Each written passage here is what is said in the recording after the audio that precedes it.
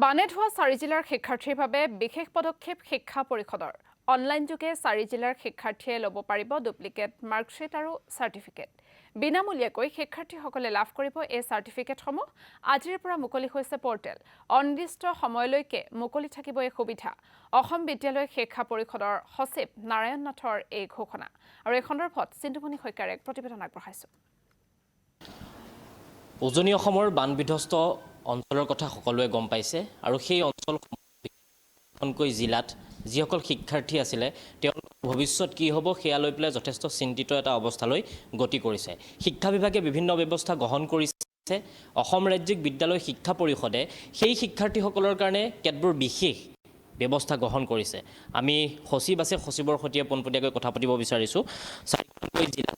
বানবিধ্বস্ত অৱস্থা অতি ভৱিষ্যতৰ কথা চিন্তা কৰি আপোনালোকে কি বিশেষ ব্যৱস্থা গ্ৰহণ কৰিছে আমি ইতিমধ্যে আজি এখন জাননী ইস্যু কৰিছোঁ আৰু সেই অনুসৰি এই 4খন জিলাত যিসকল বানত আক্ৰান্ত হৈ তেনেকুৱা নথিপত্ৰ তেওঁলোকৰ নষ্ট হৈছে HSLC পৰীক্ষাৰ লগত সংযুক্ত নথিপত্ৰই হওক বা হায়াৰ ছেকেণ্ডাৰী পৰীক্ষাৰ লগত সংযুক্ত নথিপত্ৰই হওক সেই আটাইবিলাক নথিপত্ৰ আমি বিনামূলীয়াকৈ ডুপ্লিকেট কপি দিয়াৰ আমি ব্যৱস্থা কৰিছোঁ এতিয়া নৰ্মেলি আমাৰ এনেকুৱা ধৰণৰ যেতিয়া নথিপত্ৰ হেৰুৱালে ডুপ্লিকেট কপিৰ কাৰণে আবেদন কৰে তেতিয়া অনলাইন পৰ্টেলত আবেদন কৰে আৰু প্ৰত্যেকখন নথিৰ বাবদ এটা মাচুল পৰিষদক দিবলগীয়া হয় এতিয়া সেই মাচুল আমি সম্পূৰ্ণৰূপে ৰেহাই কৰি দিছোঁ আৰু তেওঁলোকে অকল সেই পৰ্টেলত গৈ আবেদন কৰিলেই হ'ব পৰ্টেলত গৈ আমাৰ ক্লাছ 10ৰ লগত সংলগ্ন যিবিলাক নথিপত্ৰ আছে সেইখিনি হ'ল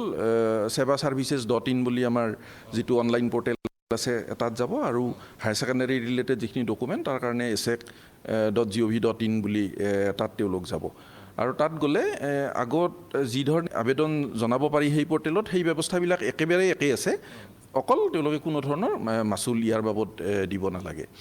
আৰু তাত সেই পৰ্টেলত এটা ব্যৱস্থা আছে যে প্ৰকৃততে শিক্ষাৰ্থী এগৰাকীয়ে বা ব্যক্তি এজনে যেতিয়া ডুপ্লিকেট কপিৰ কাৰণে আবেদন জনায় তেওঁলোকে কিয়নো ডুপ্লিকেট বিচাৰিছে সেই কথাটো এখন পুলিচ ৰিপৰ্টৰ সহায়ত তেওঁলোকে দিব লাগে আমি সেই বিষয়টোৰ পৰা আমি ৰেহাই দিছোঁ যিহেতু এইটো এটা বিশেষ ব্যৱস্থা গতিকে ইয়াত যিয়ে আবেদন জনায় সেই ব্যক্তি বিশেষে নিজেই এখন সেলফ সাৰ্টিফিকেট এখন তাত আপলোড কৰি দিব যে মোৰ বানপানীত নথিসমূহ নষ্ট হৈছিল সেইকাৰণে মই আবেদন এপ্লিকেশ্যন সেলফ এটেচ কৰি পেলাই দিলেও ঠিক এপ্লিকেশ্যন নহয় 2 লাইন নিজেই লিখি দিব যে মোৰ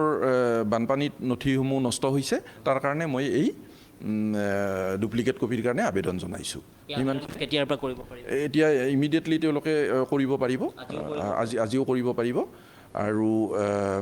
আশা কৰিছোঁ যে যিসকলৰ নথিপত্ৰ নষ্ট হৈছে তেওঁলোকে এই সুবিধাটো তেওঁলোকে গ্ৰহণ কৰিব আৰু নথিখিনি আমাক তেওঁলোকক আগবঢ়াৰ কাৰণে আমাক সহায় আগবঢ়াব যদি কোনোবাই অনলাইন ধৰি লওক চাৰ্টিফিকেট বিচাৰিব পাৰে আপোনালোকে বিদ্যালয়সমূহৰ সৈতে কিবা যোগাযোগ কৰিছে নেকি যে বিদ্যালয় যাব পৰাৰ ব্যৱস্থা পঠোৱা ব্যৱস্থাটো আমাৰ 2 ধৰণৰ আছে ডুপ্লিকেট কপিৰ কাৰণে যদি কোনোবাই আমাক বাই পোষ্ট দিবলৈ তেওঁ এনেকুৱা এড্ৰেছটো দিয়ে আমি সেই ব্যৱস্থাটো কৰোঁ আৰু বহুতে আহি আমাৰ ইয়াৰ কাউণ্টাৰৰ পৰাও সংগ্ৰহ কৰে কিন্তু আবেদন অনলাইনেই কৰিব লাগিব কাৰণ গোটেই ডাটাবেছবিলাক অনলাইনত থৈ দিয়া আছে য'ৰ পৰা তুৰন্তে তেনেকুৱা ডুপ্লিকেট কপি উলিয়াব পাৰি তেওঁলোকৰ শিক্ষা কিবা ব্যৱস্থা আপোনালোকে ল'ব নেকি মানে এতিয়া সদ্যহতে আমাৰ পৰিষদৰ এইখিনি কথাৰ কাৰণে আমি ব্যৱস্থা লোৱা হৈছে আৰু পৰৱৰ্তী সময়ত যদি এই সংক্ৰান্তত কিবা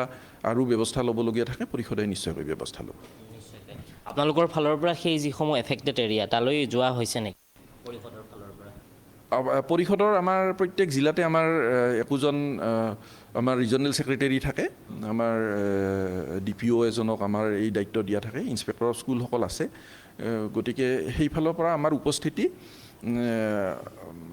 প্ৰত্যেকখন জিলাতেই আমাৰ পৰিষদৰ উপস্থিতি আছে আৰু দ্বিতীয়তে পৰিষদৰ লগত যিকোনো ইনষ্টিটিউশ্যন বা ব্যক্তি বিশেষে সংযুক্ত হৈ থাকিব পাৰে আমাৰ তেনেকুৱাকৈ ইমেইলৰ ব্যৱস্থা আছে বা আমাৰ স্কুলবিলাকৰ মাজত জিলাসমূহৰ মাজত আমাৰ হোৱাটছএপ গ্ৰুপৰ ব্যৱস্থা আছে গতিকে আমি যিকোনো মুহূৰ্ততে আমি সংযুক্ত হৈ থাকোঁ কিমানমান ষ্টুডেণ্ট হ'ব পাৰে এইটো আপোনালোকৰ আনুমানিক কিবা 4খন ডিষ্ট্ৰিক্টত এতিয়া মানে আবেদনৰ ওপৰত হে গম পাম কাৰণ সকলো বানাক্ৰান্ত ব্যক্তি নষ্ট নহ'বও পাৰে গতিকে যিখিনি আবেদন আহে আৰু এই ব্যৱস্থাটো আমি খোলা ৰাখিম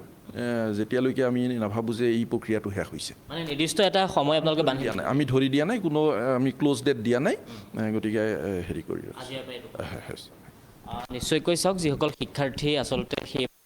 হৈছে বা যাৰ চাৰ্টিফিকেটসমূহ হেৰাইছে বা চাৰ্টিফিকেটসমূহ বৰ্তমান সময়ত পানীৰ কাৰণে নোহোৱা হৈছে, মেট্ৰিক হায়াৰ ছেকেণ্ডাৰীৰ পৰ্যায়ৰ যিসকল শিক্ষাৰ্থী আছে আপোনাক এই মুহূৰ্তত ধন্যবাদ জ্ঞাপন কৰিছোঁ।